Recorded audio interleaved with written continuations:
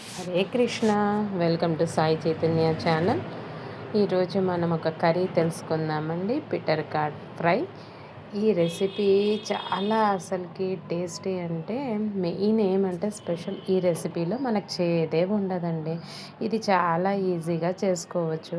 ఇంతవరకు మనము బిట్రగాడ ఎన్ని రెసిపీస్ చేసినా పిల్లలు అబ్బా బిట్రగాడ మాకొద్దు, ఆ చేదు మాకొద్దు అంటారు కదా. ఈసారి ఇలా ట్రై చేసి చూడండి, అస్సలు చేదు ఉండదు.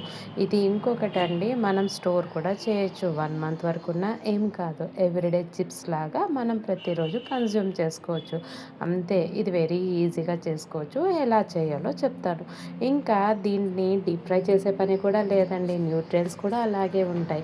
ఫస్ట్ మనం ఎలా చేయాలంటే, బిటర్ గార్డ్స్ తీసుకొని లైట్గా స్క్రేప్ చేయండి, ఫుల్గా వద్దు. స్క్రేప్ చేసినాక వాష్ చేసి పతలాగా సర్కిల్ షేప్లో పీసెస్ కట్ చేసుకోవాలి.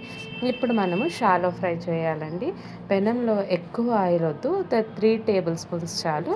ఇప్పుడు మనం సిమ్లోనే పెట్టుకొని బిటర్ గార్డ్ పీసెస్ అంతా షాలో ఫ్రై చేస్తూ ఉండాలి. అప్పుడప్పుడు చేస్తూ ఉండాలండి. మనకు బ్రౌన్ కలర్ రావాలి. మెయిన్ ఎంతవరకు మనం ఫ్రై చేస్తున్నాం అనేది తెలుస్తుంది. అప్పుడు బ్రౌన్ కలర్ వచ్చేంత వరకు చేస్తూ ఉండాలి. మనకి ఏమైనా ఆయిల్ తక్కువ ఉంటే మళ్ళీ యాడ్ చేయొచ్చు. ఈ లోపల మనకు దీనికి మసాలా కావాల్సినవి ఫ్రై చేసుకుందామా. ఒక పక్కన ఒక చిన్న ప్యాన్ తీసుకొని అందులో ఉద్దిపాయలు, శనగపాయలు, జీలకర్ర, ఇంకా పోపు దినుసులు, కరేపాకు, మనం అక్కడ లిస్ట్లో పెట్టాం కదండి ఇంగ్రీడియంట్స్, 1 ఆఫ్టర్ 1 అన్నీ ఫ్రై చేసుకోవాలి. ఇవన్నీ డ్రై రోస్ట్ అండి.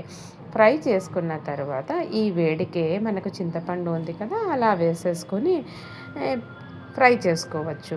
ఇందులో మనం పీనట్స్ కూడా వేస్తున్నామండి.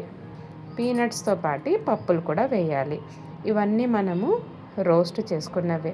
పీనట్స్ నా దగ్గర రోస్టెడ్ ఉన్నాయి కాబట్టి డైరెక్ట్గా వేస్తున్నాను. నెక్స్ట్ రెడ్ చిల్లీస్ బదులు నేను ఎర్రకారం వేసాను. మనం ఏదైనా వేయచ్చు, లేకుంటే గ్రీన్ చిల్లీస్ అయినా వేయచ్చు. కారం మన రిక్వైర్మెంట్ బట్టి, సాల్ట్ తగినంత వేసుకోవాలండి.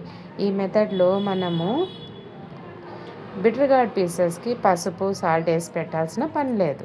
అయినా కూడా ఇది చేదుగానే ఉండదు, వెరీ ఈజీగా చేయొచ్చు.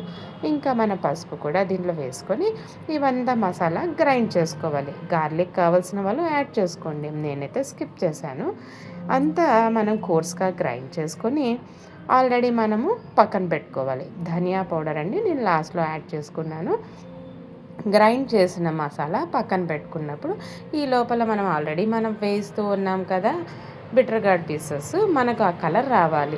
సిమ్లోనే పెట్టాలండి, తిప్పుతూ ఉండాలి అంతే. ఆయిల్ మనకు రిక్వైర్డ్ అయితే వేసుకోవాలి. ఎప్పుడు మనకు కలర్ చేంజ్ అవుతుందో, బ్రౌన్ కలర్ వచ్చినప్పుడు ఆఫ్ చేయాలండి. మెయిన్ టిప్ ఏమంటే, ఇది కూల్ అవ్వాలి. కూల్ అయినప్పుడు సౌండ్ వస్తూ ఉంటుంది.